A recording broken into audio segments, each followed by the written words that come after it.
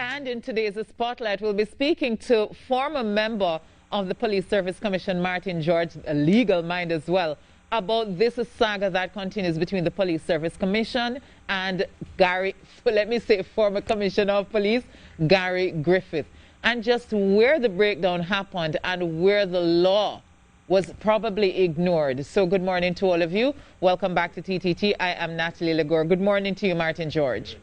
Hi, good morning to you, Natalie, and good morning to your viewers, and good morning, Trinidad and Tobago. And, Natalie, one thing I must add, I think you can also say former acting commissioner. Well, that's the thing. I'm not so sure. So let us get into it. Is the commissioner, the former commissioner of police, is Gary Griffith now former acting commissioner of police? And on what grounds do you say that? Okay, the point is there is only one person who can be commissioner of police in Trinidad and Tobago at a time. You can't have two substantive commissioners of police. If it is that there's no substantive commissioner of police and you appoint someone to act, then that person at the time of the acting would be the acting commissioner of police. You can't have two acting commissioners of police.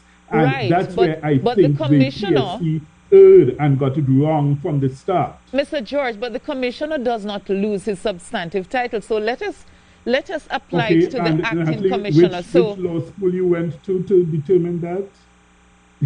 No, what I'm saying... Because you see, that's the issue.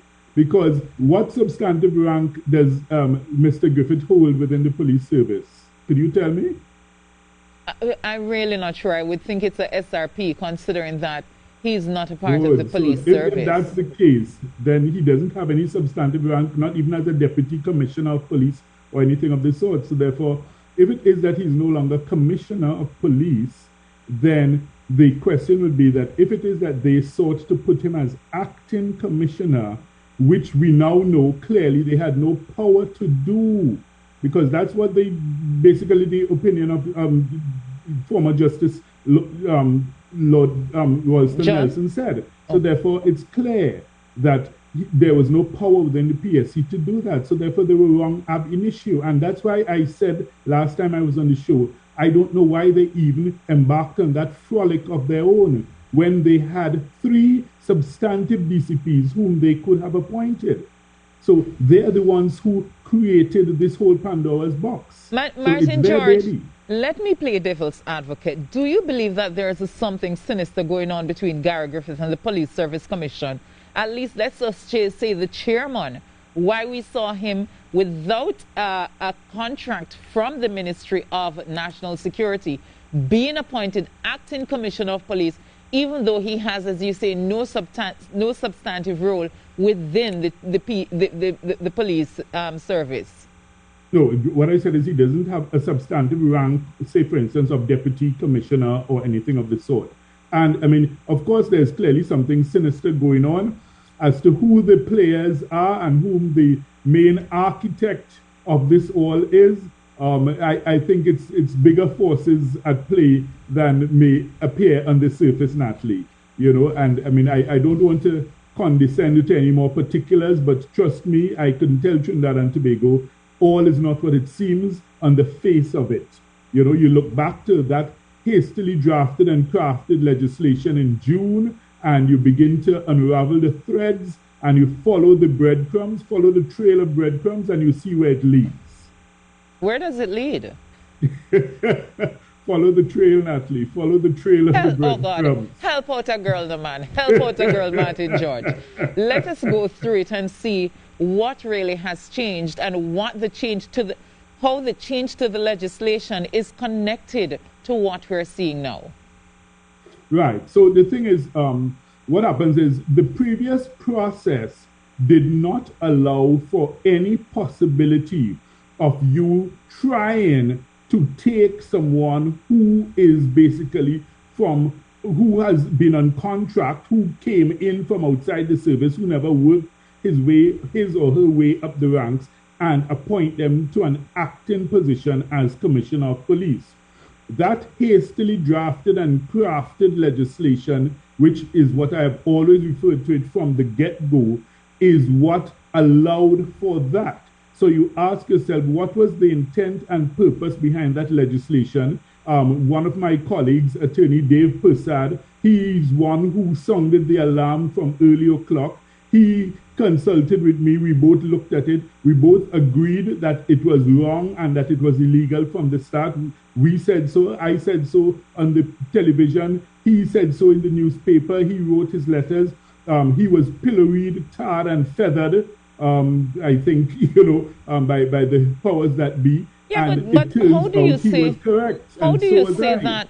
I mean, a government can change legislation. I don't know that we can say that a legislation is illegal. You've changed the terms and conditions under which somebody can become commissioner of police. Sorry, with the greatest of respect, it has been accepted. The Prime Minister himself has accepted and acknowledged that they erred. They were wrong. They were totally wrong. No. I don't doubt that. I don't doubt that. I think where the PSC made an error is we have to look at what is the process that it has to get into to employ an acting commissioner of police, because isn't that something, according to the process, that has to go through the parliament just like the commissioner of police? Right, and that's where they erred. That did not happen, and that's the point. So that's why their appointment was illegal. It cannot stand, and it never could, and that's what the alarm bells were sounded very early. So the fact of the matter is we are past that at this stage, Natalee. I think everyone has accepted. I think even the Attorney General has, he hasn't exactly made a mea culpa, right, but I guess as close to a mea culpa as we would get from him, but the fact of the matter is that it was an error, and clearly the Prime Minister himself acknowledged that an error was made, so there's no doubt about it. Yeah. And the fact is that the PSC, they erred in terms of that attempt at doing so. And I'm saying they didn't even have to fall into error if they had used, what they had before them in terms of the 3 substantive deputy commissioners of police. Right. No, but even so, wouldn't that process still have to go through the parliament, even if it was a deputy commissioner of police? I think what made it bad. Natalee, which law school did you go to? I'll ask you again. If it is that you are taking someone who has a substantive rank of deputy commissioner of police, that process, which is what the Constitution already has in place, does not need the approval of Parliament. And that's the difference. Yes. Hold on. So we get into the meat of the matter. Yes. But there are so many moving parts to this, Natalee. Because, for instance, you have the issue of, I saw in the press that the president has called upon one of the members, I think Mr. Kewal Singh, to explain the issue of the copying of the email to Mr. Griffith.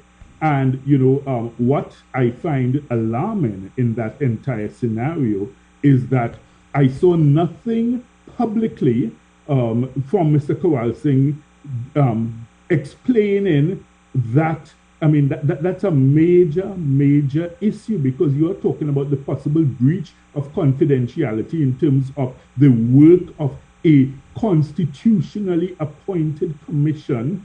So, one would have thought that the minute that came out, that he would have rushed and, sought to clear the air. But I have seen nothing publicly from him. And the fact that the president has to call upon him now, I think it puts him in a rather invidious position, because questions will arise. Because if one harkens back to the fact that when his appointment was put before the parliament, questions were raised by persons as to whether he has a personal friendship or a personal relationship with Mr. Griffith. And, the issue was canvassed loudly, and people said, well, hey, listen, there may be something here that has the potential to create either a conflict or to compromise a situation if it is that you are personal friends in that manner. But yet still he was appointed, and now with this email being copied, the question will be asked, okay, was this the only time? Were there other instances where the commission's confidential business was copied or passed or sent to Mr. Griffith? So there's a whole lot that he has to answer, because there are persons who are already asking as to whether there is any issue here of misbehavior in public office. Definitely. Because you have, I mean, this is a very serious situation. And when you have the President of the Republic calling upon you to answer in that regard, I think that, for his own sake, maybe it might be good if Mr. Kowalski will offer maybe his computers, his tablets, his phones to show, well, look, the history of my dealings in terms of the PSC's matters and emails and text messages and WhatsApp messages and, to show that, look, okay, this was a one-off thing. I think for his own good, he ought to do so. Yeah, but you know what? Even if it is a one-off thing, a breach is a breach is a breach. You know what I mean? That's the point. Don't you think that the Commissioner, Bliss Sipasad, also has a responsibility to come out and say to the public what has happened? Because all of this chaos and confusion is happening while she is Commissioner. She has the most power not just Commissioner, on that she's bench. Chairperson, sorry. She has the most power sitting right there, and this has happened under her, and I haven't heard nary a word. I feel like Jennifer Batiste this morning. Nary a word since she took up the post. And the alarming thing is that it appears that persons are still intent on trying to cling to power in a scenario where they have lost all moral authority to continue to even sit in those positions. And it is, one has to ask oneself at some point, do I continue to stay here and do further damage to the institution and to this constitutionally appointed body, or do I do the honorable thing and step down? Because it is just dragging it out, and I think at some point the president is going to have to take a decision, regardless of whether someone might be known to you or might be your friend. The point is the nation's, integrity is at stake here, and I think at some point hard decisions need to be taken. In other words, if someone doesn't want to jump, maybe you have to give them a push. So you believe the president at this point, the honorable thing. Let me get it. So, Martin, you believe the president at this time should ask for the resignation of the rest of the people on the commission? Well, ask is even polite. I would demand, and there's precedent for that. We've had it happen before where, if you recall, former chairman Nizam Mohammed, when there was the imbroglio in Parliament where he made certain very divisive statements that persons found to be, bordering on, either race baiting or, maybe outright, race, tampering. And definitely race baiting about the police service and who is East Indian, who is African. The president demanded his resignation. Yeah, but tell me now, Martin George, what do you think should happen next? Because we're at the point where we've gone through all the legalese in terms of what happened, who we think is responsible, who probably committed misbehavior in public office. What should be the next step to fix this entire thing? Well, the thing is, what I think should not happen is that the two remaining commissioners ought not to remain there at all, not a minute beyond today. They ought to do the honorable thing. The commission has already imploded. There's no way that the authorities could ever seek to hold up this, tarnished and sullied image of what remains of the shadow of a commission and tell the public, okay, we're just going to add 3 more members and, make it whole again. No, you don't. The Bible tells us you don't put old wine into new skins.